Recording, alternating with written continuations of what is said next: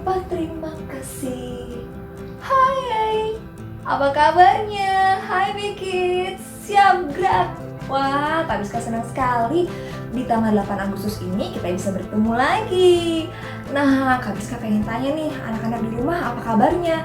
Sehat semuanya? Gimana sekolahnya? Udah mulai ya? Kak Biska berharap anak-anak tetap ceria dan sukacita di rumah masing-masing walaupun masih belajar online. Nah, Kak Priska pengen hari ini kita bersama-sama bersukacita ya. Kita mau memuji Tuhan dan juga mendengarkan firman Tuhan di sekolah minggu pagi ini. Kak Priska pengen ajak adik-adik supaya kita nggak lupa berterima kasih. Kita ucapkan selamat pagi buat Tuhan. Ayo, siapa yang setiap pagi anak-anak di sini rajin berdoa? Sapa dulu Tuhan sebelum buka handphone, sebelum kucek-kucek mata, kamar mandi, ataupun cari makanan. Pastinya jangan pernah lupa ya, sapa Tuhan karena Tuhan sudah menyertai anak-anak semua. Yuk kita nyanyikan pujian ini, selamat pagi Tuhan.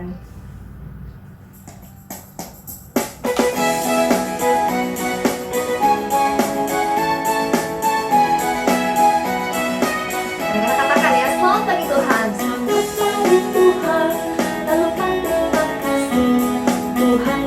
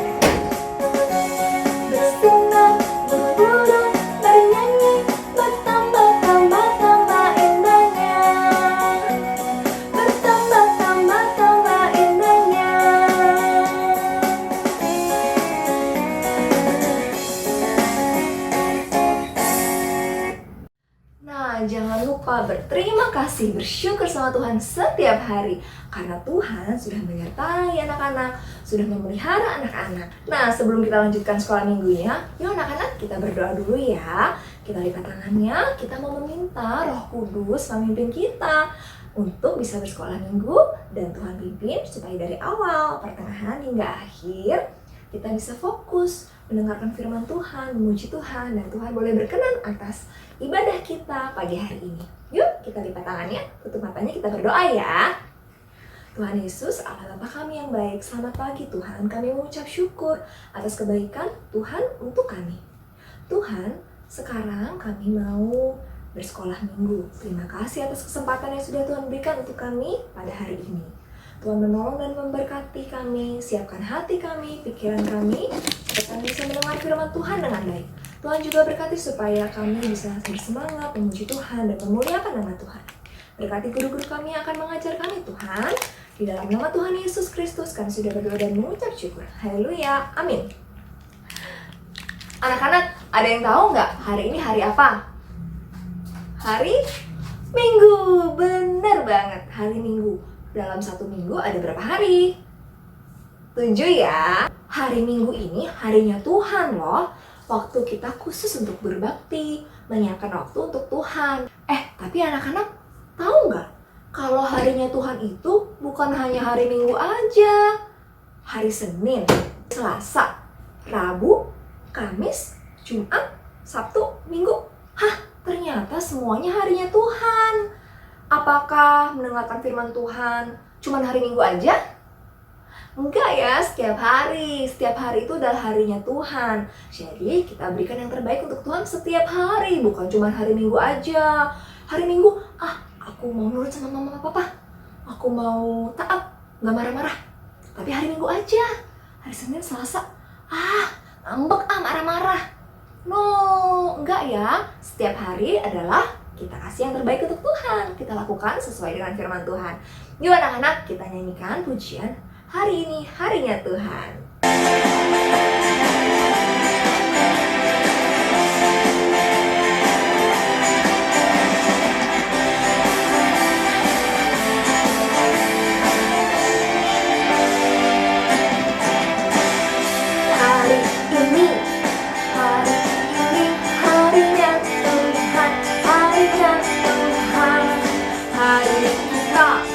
Mari kita bersukaria, bersukaria. Hari ini harinya Tuhan. Mari kita bersukaria. Hari ini harinya Tuhan. Hari Senin, hari Selasa, harinya Tuhan, harinya Tuhan. Hari Rabu, hari Kamis, harinya Tuhan, harinya Tuhan. Hari Jumat, harinya Tuhan. Hari Sabtu, harinya Tuhan. Hari Minggu, semua hari-harinya Tuhan. Hari Minggu.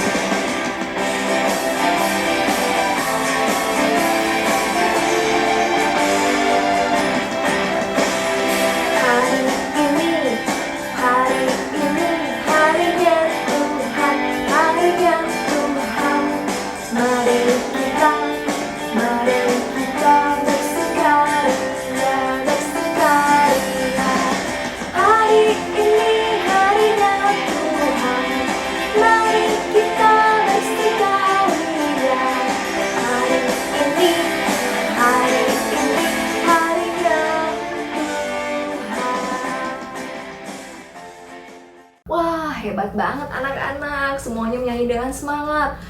Tapi sebelum kita lanjutkan memuji Tuhan lagi, Kak Priska pengen tanya dulu nih sama anak-anak. Siapa yang hari minggu lalu ikut sekolah minggu? Kak Priska pengen tahu, anak-anak ada yang tahu nggak ya, minggu lalu kita belajar tentang cerita apa? Kita dengerin cerita firman Tuhan tentang satu tokoh Alkitab yang namanya siapa ya? Huruf depannya Y. Ada yang ingat? Siapa yang tahu? Yunus, Yudas, siapa ya? Yusuf. Ya. Nah, Kak Priska pengen ngetes nih anak-anak selama seminggu. Masih ingat gak sih cerita firman Tuhan yang minggu lalu disampaikan sama ibu guru? Kak Priska pengen bikin sedikit kuis ya. Kita akan kuis tebak kata. Pertanyaannya gampang. Pertanyaannya adalah pertanyaan dari cerita Alkitab minggu lalu ya. Anak-anak siap? Pertanyaannya gampang. Yang pertama, di manakah Bapak Yakub tinggal beserta dengan 11 anaknya? Ada 6 kata, huruf belakangnya N. Ayo, ada yang tahu jawabannya? 6 huruf? Ya, betul, Kanaan. Nah, pertanyaan selanjutnya yang kedua ya. Di manakah negeri yang terdapat banyak sekali makanan, sehingga kakak-kakak Yusuf pergi ke negeri itu untuk membeli gandum dan makanan? Ada 5 huruf. Huruf depannya M. Siapa yang bisa jawab?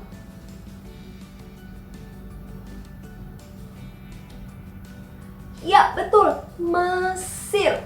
Wah, hebat sekali. Sekarang pertanyaan ketiga. Siapakah nama adik paling bungsu, paling kecil yang Yusuf minta supaya kakak-kakaknya ikut bawa ke negeri Mesir? Ayo, siapa yang bisa isi ini? Huruf belakangnya N, huruf depannya B. Siapa yang ingat? Ayo, angkat tangan. Ya, betul, Benyamin.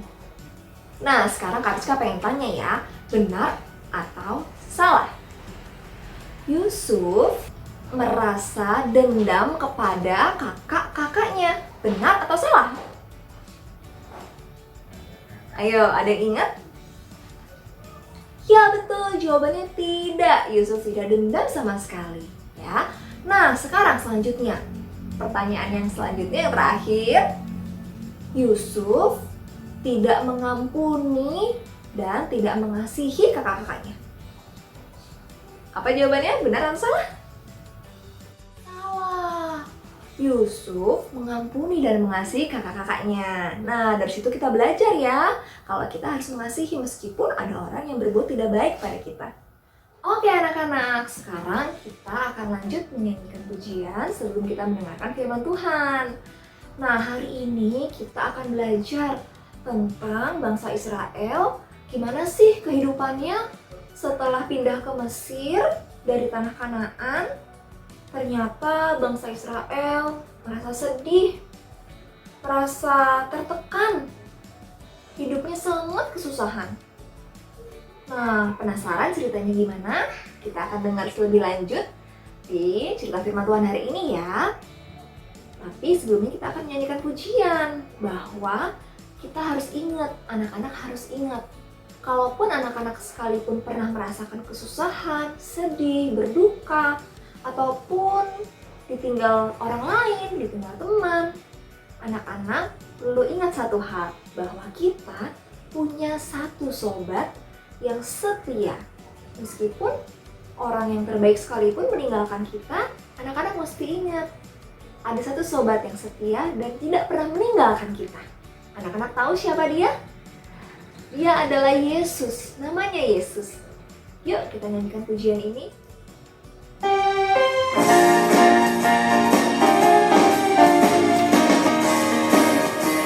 Ada satu sobatku, ada satu sobatku yang setia,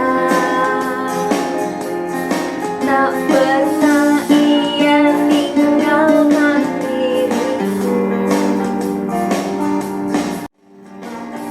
Aku susah, waktu sendirian, dia selalu menemani diriku. Namanya Yesus, namanya Yesus, namanya Yesus,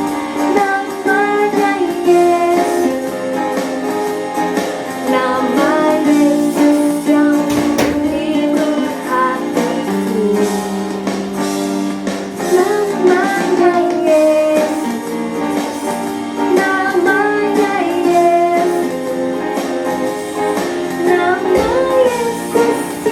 namanya Yesus, nama Yesus yang menghibur hatiku. Nama Yesus, namanya Yesus, namanya Yesus, nama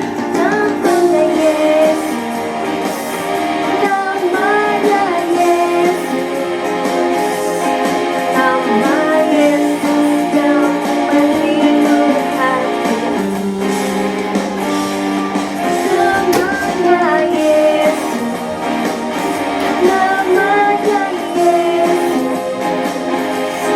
namanya Yesus, nama Yesus yang menghibur hatiku.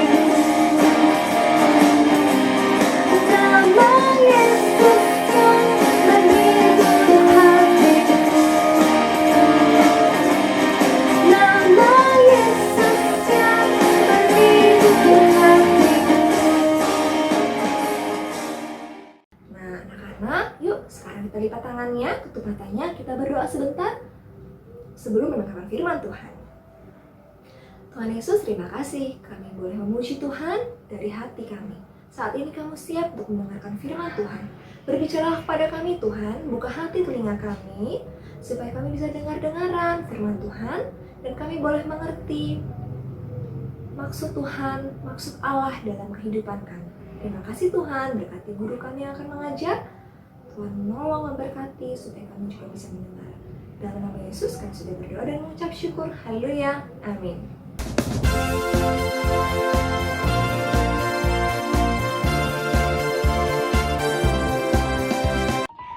Halo Bikit, selamat pagi. Selamat bertemu kembali dengan Ibu Santi. Hari ini kalian punya rencana apa? Wah, semua pasti punya rencana. Apalagi kalau pada saat kalian libur sekolah. Ya, betul nggak? Rencana kalian banyak sekali. Mungkin pada saat libur sekolah kalian merencanakan mau pergi ke mall. Atau mungkin juga mau bermain dengan teman-teman. Ada lagi yang mau, Bu, lebih baik saya bangunnya siang aja. Karena setiap hari saya bangunnya harus pagi kalau sekolah. Atau mungkin juga yang lebih jauh lagi, Bu, saya mau ke Pangandaran. Wah, Pangandarannya sedang tutup ya sekarang ya. Oke, ada lagi mungkin, lagi zaman PSBB ini, udahlah lebih baik saya mau berkemah. Nah, setiap rencana yang kalian lakukan harus ada persiapan terlebih dahulu. Mungkin kalian kalau mau berkemah, apa yang harus dipersiapkan? Oh iya ya, saya harus menyiapkan ada tenda ya untuk menginapnya. Nanti kalau sudah ada tenda, barang-barang yang harus dibawanya apa saja? Wah, alat-alat masak, saya mau masak di sana. Atau mungkin juga mau buat api unggun malamnya karena saya mau bakar jagung. Banyak ya yang harus dipersiapkan. Pengen begini, pengen begitu. Wah, banyak sekali ya. Nah, jadi hampir setiap saat kita mempunyai rencana. Kita memikirkan apa yang hendak kita lakukan dan bagaimana kita melakukannya. Kemudian kita mengikuti rencana yang telah kita buat. Nah, hari ini kita akan belajar tentang Allah dan rencananya yang penting bagi umatnya. Ya, Allah telah mempersiapkan satu orang ya untuk menggenapi janji Allah pada Israel. Siapakah itu? Ya, nanti kita dengarkan ceritanya ya.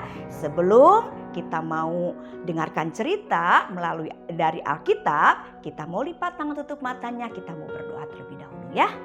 Oke. Tuhan Yesus, kami mengucap syukur karena Tuhan telah memelihara kehidupan kami. Tuhan terus beri kesehatan kepada kami. Kami mengucap syukur ya Tuhan karena pada pagi hari ini kami mau mendengarkan firman Tuhan. Kiranya Tuhan mau menolong anak-anak di tempat ini Tuhan supaya mereka dapat mendengarkannya dengan baik. Terima kasih Tuhan.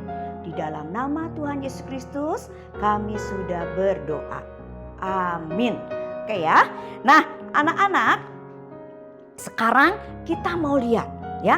Tuhan punya rencana dalam kehidupan ya. Jadi mengetahui rencana Tuhan melalui umatnya. Ya, Ibu Ami dari Alkitab ya ini ya. Dari Keluaran 1 ayat 1 sampai 2 sampai 10 ya. Oke, anak-anak kita mau lihat ya. Yuk. Nanti anak-anak boleh baca Alkitabnya di rumah. Kalau yang belum bisa baca nanti Papi sama Mami boleh bacakan Alkitabnya ya. Nah, anak-anak, setelah Yusuf meninggal, bangsa Israel masih tinggal di Mesir. Mereka tinggal sebagai orang asing, bukan tanah kepunyaannya. Israel tahu tentang Abraham dan bagaimana Allah berjanji untuk memberikan tanah Kanaan kepadanya dan keturunannya. Nah anak-anak, Allah belum melupakan rencananya bagi umatnya.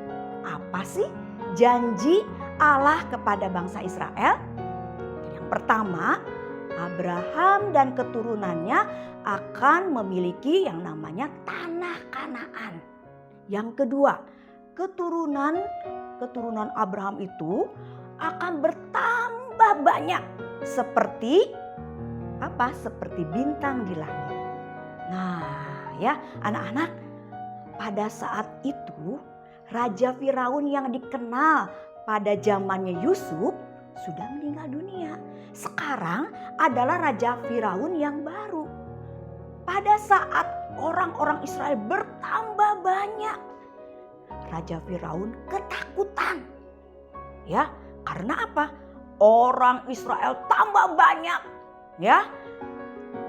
Kalau tambah banyak, maka akan lebih kuat daripada bangsa Mesir. Nah, Firaun senang gak? Firaun tidak akan senang. Firaun tidak senang melihat bagaimana orang Israel bertambah dengan pesatnya. Sehingga dia melakukan yang jahat. Bagaimana ya caranya supaya orang Israel ini tidak berkembangnya begitu banyak? Lalu Firaun ya, dia mempunyai niat yang sangat jahat. Dia menjadikan orang Israel itu sebagai budaknya. Dia memaksa mereka bekerja keras. Ada yang suruh membuat batu bata. Ya, membangun kota-kota baginya. Tapi anehnya anak-anak, walaupun Firaun semakin kejam kepada umatnya, semakin banyak bayi yang dilahirkan di dalam keluarga Israel. Dan Israel semakin kuat. Nah, akhirnya Firaun juga masih bingung juga. Gimana caranya nih untuk memusnahkan bangsa Israel? Akhirnya Firaun membuat satu peraturan. Ada yang tahu peraturan apa? Peraturannya, setiap bayi laki-laki yang lahir dari keluarga Israel harus dibuang ke Sungai Nil. Aduh, kejam sekali ya anak-anak ya. Aduh, setiap bayi laki-laki yang lahir harus dibuang ke Sungai Nil. Terus apa yang terjadi dengan orang-orang Israel? Mama, papa pada saat itu sakit ketakutan. Dia khawatir bagaimana ini. Apalagi pada saat itu kalau perempuan-perempuannya sedang mengandung. Wah, takut sekali. Takutnya apa? Takut nanti kalau lahir bayinya laki-laki. Ya, wah. Dan betul, pada saat itu ada sebuah keluarga melahirkan seorang laki-laki, bayi laki-laki. Kedua orang tuanya sangat sekali menyayangi bayi itu, karena bayi itu lucu sekali dan manis. Ya, ibu bayi itu namanya Ibu Yokebed. Ibu Yokebed ini, dia merencanakan supaya menyembunyikan bayi tersebut, ya, supaya tidak kelihatan oleh para tentara Mesir. Terus bagaimana caranya? Karena kamu pernah lihat bayi? Dia kalau nangis, mungkin pada saat itu juga tertawa. Wah, ya betul saja. Ya, mungkin kalau masih bayi, ya, Ibu Yokebed masih bisa menyembunyikan. Kalau misalnya bayinya nangis, dia langsung lari supaya tidak terdengar keluar dan tidak terdengar oleh tetangga-tetangga yang ada di sekitarnya. Tapi bayi itu makin lama makin besar. Dan mungkin suara tangisnya semakin lama semakin keras. Dan dia bisa mulai tertawa, berceloteh. Terus ibu bayi ini menyadari, Ibu Yokebed itu menyadari. Tidak bisa terus menyembunyikan terus bayi ini. Karena bayi ini mungkin makin lama makin besar dan suaranya makin lama makin keras.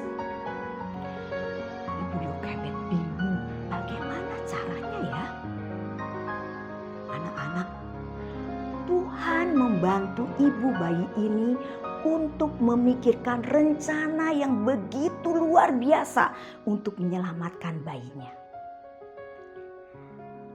Ibu Yokebed melihat ada tumbuhan yang tinggi, tumbuh di sekitar atau di tepi sungai Nil yang disebut pandan. Lalu ibu itu mengambil beberapa bulu tanaman dan menganyamnya menjadi sebuah apa? Sebuah keranjang. Wow, keranjang itu buat apa ya? Iya, keranjang itu digunakan untuk menyimpan bayi. Terus gimana caranya? Sudah dianyam keranjangnya, lalu bagian luarnya dilapisi dengan ter. Ter itu seperti aspal yang buat di jalanan tuh, ya. Supaya apa? Supaya tidak masuk air. Kemudian setelah keranjangnya selesai, ya, akhirnya bayi itu dimasukkan ke dalam keranjang. Ya, jadi sebelum dimasukkan keranjang itu pasti dialasi dengan selimut supaya lebih hangat. Setelah selesai, akhirnya bayinya dimasukkan, lalu bayi itu diselimuti. Keranjang itu menjadi hangat. Bayi itu berusia kurang lebih 3 bulan. Terus sudah gitu gimana? Apakah dibiarkan seperti itu saja? Tidak. Keranjang itu dibawa di tepi sungai Nil. Dia sembunyikan di antara bulu-bulu tanaman di tepi sungai tersebut. Nah, bayi anak ini mempunyai kakak. Namanya Miriam. Miriam juga sangat sayang kepada dedenya ini. Miriam, dia melihat ibunya membawa keranjang itu ke tepi sungai Nil. Miriam, kakaknya itu, dia lalu mengawasi keranjang bayi tersebut. Dia lihat. Dan anak-anak, kita lihat, tidak lama kemudian datanglah putri Firaun dengan para pengawalnya, dengan dayang-dayangnya.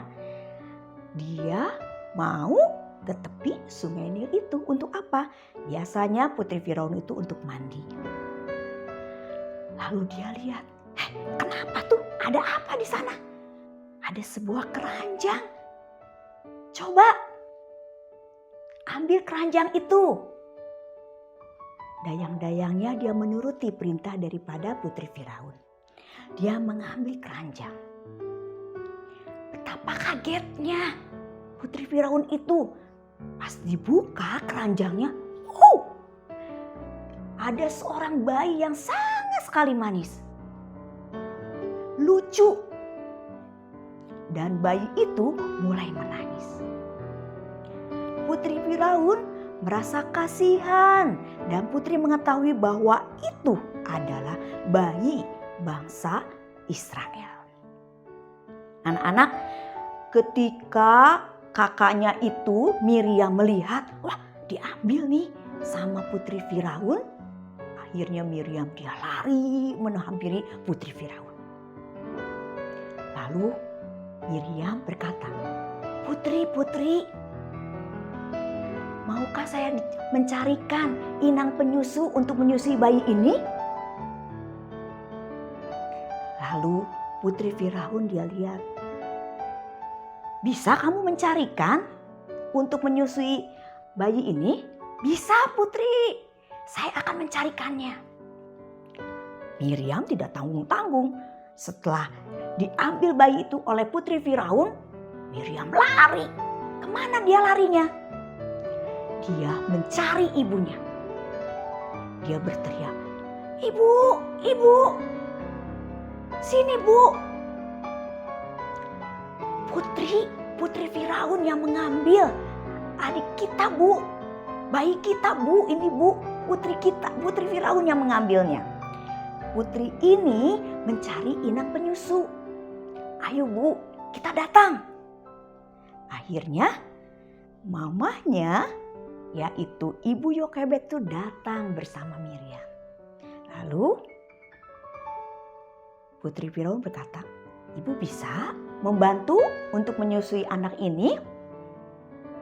Ya, Ibu Yokebed ini pasti bilang, "Wah, bisa, karena itu adalah anaknya." Nah, akhirnya Ibu Yokebed membawa bayi laki-laki itu dan merawatnya untuk Putri Firaun. Ketika anak itu semakin besar, dia membawa anak itu kepada Putri Firaun.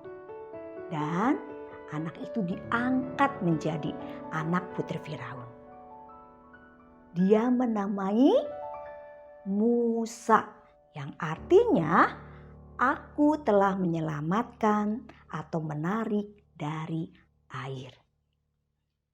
Nah, anak-anak, ada rencana khusus dari Allah melalui penyelamatan bayi Musa, dan Allah memiliki rencana untuk bayi Musa ini. Anak-anak, karena rencana Tuhan, maka bayi Musa terlepas dan tidak dibunuh oleh prajurit Mesir. Nah, anak-anak, dari cerita Musa kita bisa belajar dari dua hal ini. Yang pertama, Allah setia pada janjinya untuk Israel. Dan ia terus akan menyertai bangsa Israel. Yang kedua, rencana Allah bagi bangsa Israel itu sempurna dan tidak pernah dapat digagalkan oleh manusia atau oleh Raja Firaun sekalipun. Anak-anak, Allah telah menyiapkan Musa untuk membawa bangsa Israel keluar dari Mesir untuk menuju tanah perjanjian. Penyelamatan bayi Musa ini oleh Putri Firaun menunjukkan kalau Allah kita sedang menyiapkan rencananya bagi bangsa Israel dengan cara yang bagaimana? Dengan cara yang sangat ajaib. Nah, bagaimana dengan anak-anak? Bila anak-anak saat ini sekarang ini sedang sedih, sakit, ada masalah dalam keluarga, ingat, anak-anak harus percaya. Allah tidak pernah ingkar janji. Allah itu setia dan rencananya bagi kalian tidak mungkin digagalkan oleh siapapun. Ingat ya anak-anak, tugas anak-anak itu adalah apa? Percaya. Percaya pada siapa? Iya, betul, percaya kepada Allah. Karena Allah sudah berjanji, Allah tidak akan mengingkari janji tersebut. Ya, anak-anak, bisa anak-anak percaya sama Tuhan bahwa Tuhan akan menolong asal kita tetap setia dan percaya. Oke ya, sampai di sini ceritanya. Sebelumnya kita lihat ayat hafalannya ya. Ayat hafalan untuk minggu ini atau untuk hari ini kita mau lihat dari Mazmur 121 ayat 1 sampai 2. Kita buka ya. Mazmur 121 ayat 1 sampai 2. Aku melayangkan mataku ke gunung-gunung. Dari manakah akan datang pertolonganku? Pertolonganku ialah dari Tuhan yang menjadikan langit dan bumi. Wah, panjang sekali ya. Oke, kita lihat lagi. Lagi ya. Mazmur 121 ayat 1 sampai 2. Aku melayangkan mataku ke gunung-gunung. Dari manakah akan datang pertolonganku? Pertolonganku ialah dari Tuhan yang menjadikan langit dan bumi. Ya, oke anak-anak, biarlah kita percaya, biarlah kita tetap setia. kalau Tuhan tidak pernah ingkar janji. Kalau Tuhan selalu akan menyertai anak-anak dan kita semuanya. Oke, sebelumnya kita berdoa terlebih dahulu ya. Tuhan Yesus, terima kasih karena Tuhan mengingatkan anak-anak supaya anak-anak tetap setia, tetap percaya kalau Tuhan pasti akan menolong pada saat anak-anak mungkin mengalami kesusahan, kesedihan, kesulitan. Biarlah anak-anak selalu menyerahkannya kepada Tuhan. Tuhan Yesus, kami serahkan ya Tuhan anak-anak ke dalam tangan-Mu. Pada saat mereka mulai belajar, kiranya Engkau mau menolong pada saat mereka merasa kesulitan.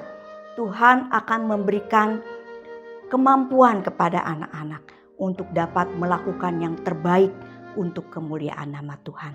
Ya Tuhan Yesus, terima kasih untuk firman Tuhan pada pagi hari ini. Di dalam nama Tuhan Yesus Kristus, kami sudah berdoa. Amin.